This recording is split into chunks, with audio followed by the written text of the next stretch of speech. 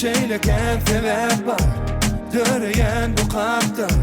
Ülköşük erdardan bu sevgi senin sevgi Yanına çağıray beni Yüreğime salay beni Sen bu kalbin aydın Öyle bilemez ben aslında Arzulara baksana Ol gözlerine baksana Sen yüreğim çok alındı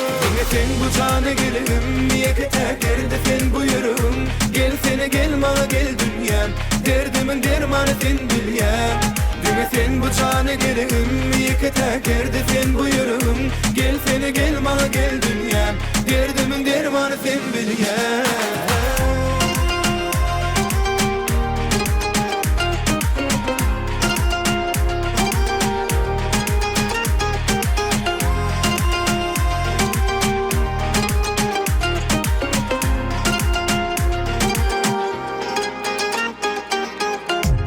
Ülkügen kovame Varım seninle yani Ömrümün devamı sen bilen geçindinge Yanına çağıray beni Yüreğime salay beni Sen bu kalbin aydın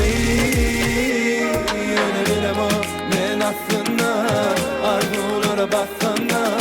Ol gözlerine baksana Sen yüreğim çok alındı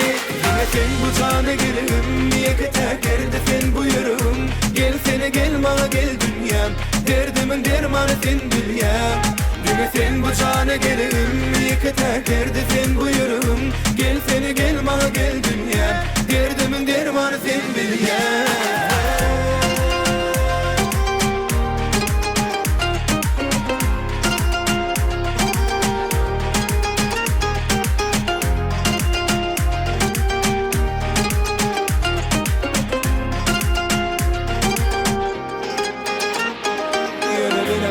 Ben aslında